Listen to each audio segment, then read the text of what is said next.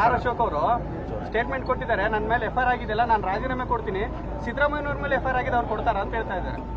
ಮೊದಲು ಕೊಟ್ಬಿಡು ಅಂತ ಸರ್, ಮೊದಲು ಕೊಟ್ಬಿಡ ಕೇಳಪ್ಪ ಅವನಿಗೆ. ಲಿಂಗಾಯತ ಮತ್ತು ಒಕ್ಕಲಿಗ ಶಾಸಕರು ಈಗ ನೋಡ್ರಿ, ಅವ್ರು ಮಾಡಿರೋದು ಗೌರ್ಮೆಂಟ್ ಜಮೀನು ಇದನ್ನ ತಗೊಂಡಿದ್ದಾರೆ.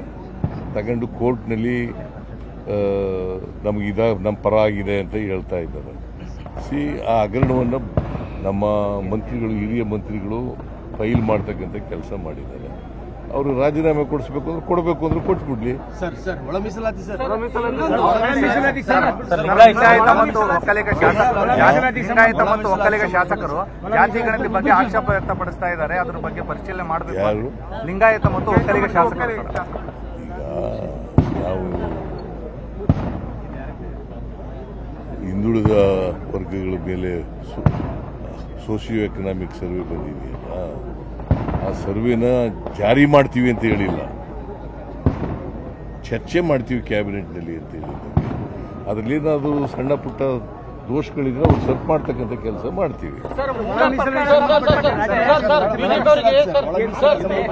ಒಳ ಮೀಸಲಾತಿ ಬಗ್ಗೆ ಈಗ ಸುಪ್ರೀಂ ಕೋರ್ಟ್ನಲ್ಲಿ ಒಳ ಮೀಸಲಾತಿ ಮಾಡಬಹುದು ಅಂತ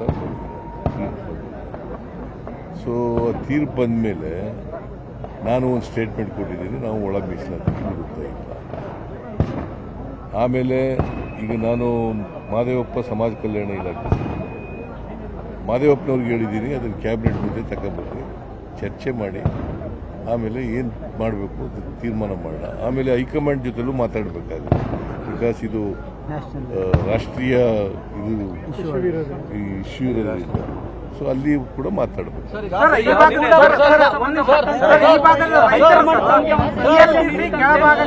ಸಮರ್ಪಕ ನೀರಿಗೆ ಶಾಶ್ವತ ಪರಿಹಾರಕ್ಕಾಗಿ ಈ ಭಾಗದ ಕೆಳಭಾಗದ ರೈತರು ನಿರಂತರವಾಗಿ ಒತ್ತಾಯ ಮಾಡ್ಕೊಂಡು ಬರ್ತಾ ಇದ್ದಾರೆ.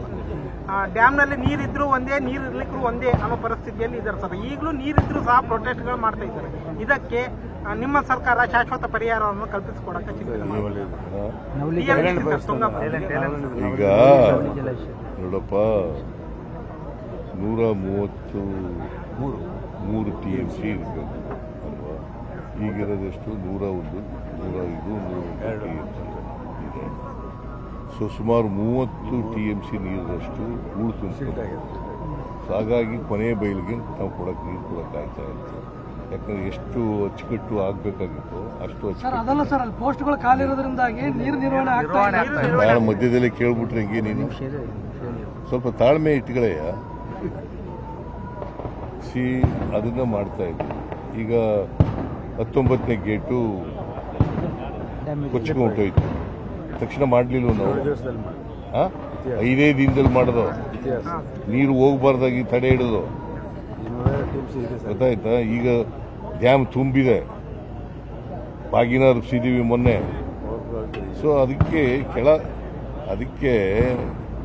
ಕೆಳಭಾಗದ ರೈತರಿಗೂ ನೀರು ಕೊಡ್ಲಿಕ್ಕೆ ಏನ್ ಮಾಡಬೇಕು ಅಂತ ಯೋಚನೆ ಮಾಡ್ತಾ ಇದ್ದಾರೆ. ಬಿಜೆಪಿಯವರಿಗೆ ಭಯ ಅಂತ ಹೇಳಿದ್ರಿ, ಈಗ ಮೂಡ ವಿಚಾರದಲ್ಲಿ ನೀವೇ ಬಿಜೆಪಿಗೆ ಭಯ ಬೀಳೋ ಪರಿಸ್ಥಿತಿ ಮಾಡಿದ್ರ ಸರ್. ಬಿಜೆಪಿ ಅವರು ಕಂಡ್ರೆ ನಿಮ್ಮ ಕಂಡ್ರೆ ಬಿಜೆಪಿ ಭಯ ಅಂತ ಹೇಳಿದ್ರಲ್ಲ, ಈಗ ಬಿಜೆಪಿ ಅವರು ಮೂಡ ವಿಚಾರ ಇಟ್ಕೊಂಡು ಸಿದ್ದರಾಮಯ್ಯ ಅವ್ರನ್ನ ಭಯ ಬೀಳ್ಸಕತ್ತಾರಲ್ಲ ಅಂತ. ಯಾರು ಭಯ ಪಟ್ಟಿರೋ? ನೀನೇ ಭಯ ಪಡ್ತೀನಿ. ನಾನು ಯಾವ ಬಿಜೆಪಿಯವ್ರಿಗೂ ಭಯ ಪಡಲ್ಲ, JDSನವ್ರಿಗೂ ಭಯ ಪಡಲ್ಲ. ತಪ್ಪು ಮಾಡಿದ್ರು ಭಯ ಪಡೋದು, ತಪ್ಪೇ ಮಾಡಿಲ್ವಲ್ಲ. ಈಗ ಎಲ್ಲಾದ್ರೂ ಕೂಡ ಸಿದ್ದರಾಮಯ್ಯ ತಪ್ಪು ಮಾಡಿದ್ದಾರೆ ಅಂತ ಹೇಳಿದಾರ?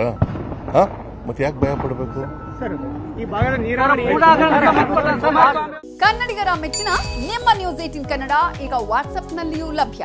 ಕರ್ನಾಟಕ ಮತ್ತು ದೇಶ ವಿದೇಶದ 360 ಡಿಗ್ರಿ ಸುದ್ದಿ ವಿವರವನ್ನ ನೀವು ನಿಮ್ಮ ಕೈ ಬೆರಳುಗಳಲ್ಲಿಯೇ ಪಡೆಯೋದಿಕ್ಕೆ ಈ QR ಕೋಡ್ ಅನ್ನ ಸ್ಕ್ಯಾನ್ ಮಾಡಿ.